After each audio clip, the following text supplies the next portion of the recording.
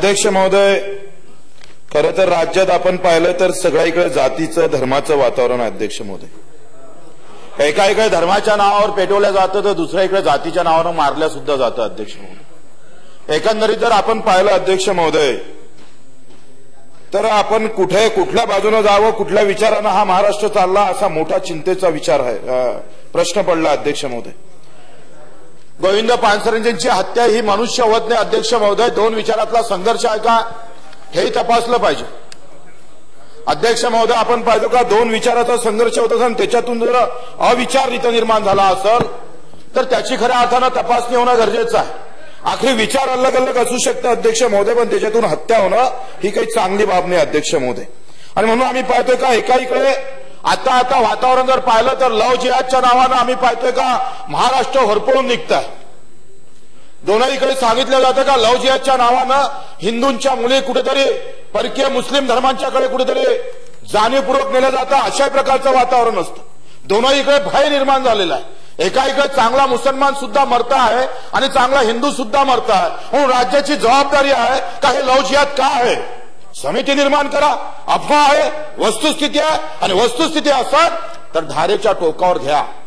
हे जर वस्तुस्थिती असेल, धर्माच्या नावावर जर खऱ्या अर्थानं इथं मुला मुलींना आम्ही पाहतोय अशा प्रकारे पळवलं जात असेल तर मित्र याचे जे काही आम्ही पाहतोय का खरे जे काही आम्ही परिणाम होतोय ते सामान्य माणसावर होतं अध्यक्ष महोदय, ज्याचं काही लेनदेन नाहीये, जो आपला दिवस रात्र कष्ट करतं, मेहनत करतं आणि मेहनतीनं जगतं, त्याच्यावर परिणाम पडतं अध्यक्ष महोदय। खऱ्या आम्ही पाहतो का हे जी सगळी चाळी आहे हे श्रीमंत लोकांची आहे, ती एका धर्माच्या जातीचे नाही अध्यक्ष महोदय। याच्यावर स्पष्टीकरण आम्हाला पाहतोय मुख्यमंत्र्यांनी दिलं पाहिजे, गृहमंत्र्यांनी महोदय याच्यावर खऱ्या अर्थानं स्पष्टीकरण देणं महत्वाचं आहे का नेमकं याच्या मागचे काय कोणाचे हात आहे ते खऱ्या अर्थानं समजणं गरजेचं आहे अध्यक्ष महोदय। आम्ही पाहतोय का मी एका ठिकाणी जेव्हा माझा मित्र राहतोय, एका इकडून मस्जिद आहे, दुसऱ्या इकडे मंदिर आहे, तिसऱ्या इकडे बौद्ध समाजाचं बौद्ध विहार आहे अध्यक्ष महोदय। अशा वेळेस दिवसभर एका इकडे मस्जिदचे भोंगे बंद झाले का मंदिराचे भोंगे सुरू होते, मंदिराचा भोंगा बंद झाला का बौद्ध विहाराचा भोंगा सुरू होते। त्या चारही इकून राहणाऱ्या लोकांनी राहावं कसं अध्यक्ष महोदय? देवाले काय भोंग्यानंच आवाज देऊन ऐकायला जातं का अध्यक्ष महोदय? तुम्हाला काय प्रार्थना करायची आहे, काय करायचं असेल ते तुम्ही त्या 4 दिवसाच्या आत का करत ना? ह्या मोठे मोठे भोंगे त्याच्यावर काही मर्यादा आहे का नाही अध्यक्ष महोदय? या चारही इकून जर असे धर्मस्थळ आहे आणि मधात जर कोणते कुटुंब राहत असेल तर या सगळ्या धर्माच्या प्रार्थनेच्या अडचण त्याच्या जीवनावर होता कामा नये। आणि मग ह्या प्रकारे काही विचार आपण काही कुठल्या गोष्टी करणं गरजेचं आहे, त्याची काहीतरी आम्ही पाहतो मर्यादा आखून देणं गरजेचं आहे। मग ते हिंदूचं असू दे, मुस्लिम समाजाचं असू दे, बौद्ध विहाराचं असू दे, गोविंद पानसरेजींना का मारलं गेलं एका मला सहज असं बसता सांगितलं, ते फक्त एका धर्मावर बोलत होते म्हणून मारलं गेलं। अंधश्रद्धा का हिंदूतच आहे, मुसलमानमध्ये नाहीये, बौद्ध धर्मामध्ये नाहीये। अशा एकतर्फी कुठेतरी धर्मावर बोलल्या जातं। वास्तविक पाहता आम्ही पाहतो का नरेंद्रजी दाभोळकरजी असू द्या, गोविंद पानसरेजी असू द्या, आपण पाहतो का यांनी कुठलाही मोठा गुन्हा केला नव्हता अध्यक्ष महोदय, कुठलेही गुन्हेगार नव्हते। अतिशय सात्विक विचार, या देशाला अधिक पुरोगामी बनवण्याचा विचार ज्या माणसानं आम्ही पाहतो इथं रुजवला त्याच्यावर गोळ्या मारल्या जातोय। खऱ्या अर्थानं ही खऱ्या अर्थानं आपण पाहतोय अतिशय खेदाची गोष्ट आहे अध्यक्ष महोदय। या सगळ्या गोष्टीवर मुख्यमंत्र्यांकडून आम्हाला अपेक्षा आहे का ही सगळ्या धर्माच्या अवस्थेमध्ये आमचा सामान्य माणूस भरडला नाही गेला पाहिजे अध्यक्ष महोदय। गणपती दुर्गादेव याच्यासाठी परवानगी काढायला लागतं, नवरदेवासाठी परवानगी नाही काढायला लागत दादा, तो कसाही वाजवते। हा मोठी लांब लचक त्याची यात्रा असते, असं वाटतं त्याला आम्ही पाहतोय का लग्न केलं, लग्न जुळलं का पुऱ्या गावभर फिरतं। आमची गणपतीची मिरवणूक तरी एका महिन्यातून आम्ही पाहतो एकाच वेळेस निघतं, पण नवरदेव चालूच अध्यक्ष महोदय।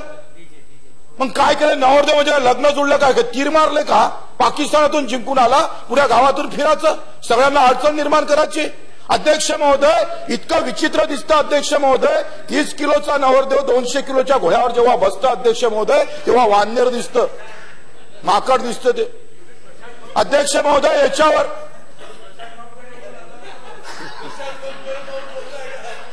अध्यक्ष महोदय आखरे मी घोड्यावर नाही बसलो होतो अध्यक्ष महोदय। ह्या सगळ्या ज्या काही प्रथा आहे ज्याच्यामुळे सगळे जनजीवन जर विस्कळीत होत असेल सगळ्यांना दोन 4 घंटे थांबावं लागत असेल अध्यक्ष महोदय, तर हे नवरदेव कशाला आले, कशाला मिरवणूक काढतोय, काय कारण आहे? आणि ते जर पाहिलं, जर प्रथा जर पाहिली तर एका इकडे आम्ही सांस्कृतिक जपणारे, संस्कारित असं म्हणणारे, गाणे पाहिलं तर चोली के पीछे क्या आहे, ते पण भगतसिंगाचं गाणं वाजवत नाही अध्यक्ष महोदय. आणि जायचं कोणाला, तर मारुतीच्या मंदिरावर, बजरंगबलीवर. आता बजरंगबलीचा नवरदेवाचा काय प्रश्न आहे, काय संबंध आहे? काही संबंध आहे का अध्यक्ष महोदय? एखाद्या दिवशी लात मारली तर मी कधी लग्नाच्या फटकारात पडलो नाही, बजरंगबली कधी लग्नाच्या फटकारात पडले नाही, पण त्याला सांगायला जायचं म्हणजे चिमटे देणं नाही का अध्यक्ष महोदय? कमी आता नवरी आणायला चाललो म्हणून. अध्यक्ष महोदय, ह्या काही प्रथा जरी असेल, काही धर्माशी जोडल्या जरी असेल, तर त्या थांबवणं गरजेचं आहे अध्यक्ष महोदय. आपण पाहतोय का दुसरी बाब अशी आहे अध्यक्ष महोदय, की मी आशेगाव पोलीस स्टेशनचा सगळा उतारा घेतला अध्यक्ष महोदय. वर्षभरातल्या केसेस काढल्या. आशेगाव पोलीस स्टेशन माझ्या मतदारसंघातलं एक पोलीस स्टेशन आहे, 70 गाव अध्यक्ष महोदय. 220 गुन्हे घडले अध्यक्ष महोदय. त्याच्यातले 40% गुन्हे आम्ही पाहतो फक्त दुखापतीचे आहे. 324, 307 अध्यक्ष महोदय परिवारातले घडलेले गुन्हे आहे अध्यक्ष महोदय. याच्यावर खऱ्या अर्थानं प्रबोधन होणं गरजेचं आहे का हे गुन्हे कसे कमी होईल. एकूण गुन्ह्यापैकी 88 गुन्हे जर हे फक्त परिवारामधले असेल तर हे प्रबोधन झालं पाहिजे. याच्यासाठी काहीतरी आपण उपाय जर शोधला पाहिजे अध्यक्ष महोदय. याच्यापेक्षा मोठी आता जर स्थिती पाहिली तर शेतीमाल, शेतीचे पिकं कापून नेणं, अवजारं, त्याच्या शेतीचे उद्योग अवजारं चोरीले जाणं, याचं जर आम्ही पर्सेंटेज पाडलं अध्यक्ष महोदय 22% गेलं अध्यक्ष महोदय. शेतकऱ्यांना एका इकडे आम्ही पाहतो का मांजरापासून, कुत्र्यापासून तर तिकडे जनावरांपासून सगळ्यापासून वाचवत आता त्याच्यावर चोरीचं प्रमाण वाढत चाललेलं आहे. याच्यावर सुद्धा एक चांगल्या प्रकारचं पथक निर्माण करता येईल का? कारण शेतीमाल चोरीला जाण्याचा आता प्रकार जास्त वाढलेला अध्यक्ष महोदय. आणि एकंदरीत खर्च जर पाहिला 220 गुन्हे वर्षभरात घडले आणि 70 आपण खर्च किती केला 36 कोटी. 60 पोलिस पोहोचतोय आपण 220 गुन्ह्यासाठी. आणि मग या पोलिसाची मी वसुली त्या जमदारानं मला फोन करून सांगितली का कशी वसुली असते. वरली मटक्याचे 15 लाख महिन्याचे, काळी पिवळीचे 20 लाख, गावातील वाद काही असं झाले, तक्रारी केल्या असन तर हे 5-6 लाख रुपये आम्ही कमावतो. असे जर पाहिलं तर 80 लाख रुपये आम्ही पाहतोय महिन्याचे. आपण पाहतोय इथं अध्यक्ष महोदय पोलीस खातं इथं जमा करताय. म्हणजे वर्षातून 15 ते 20 कोटी रुपये एका पोलीस स्टेशनची. असं वाटतं हे पोलीस नोकरी ठेवून हप्ता वसूल करण्यासाठी ठेवले की काय, अशी परिस्थिती आहे. म्हणून आम्ही मुख्यमंत्र्यांकडून अपेक्षा का त्यांनी याच्यावर सगळ्यावर भर घालून आखरी ज्यामुळे हे वातावरण बेकार होतं ते थांबवणं आणि चांगल्या प्रकारच्या पर्याय उभ्या करणं हे सुद्धा आपल्याकडून मुख्यमंत्री साहेबांकडून मी अपेक्षा करतोय. आपण बोलण्याची संधी दिली त्याबद्दल आपल्या सर्वांचा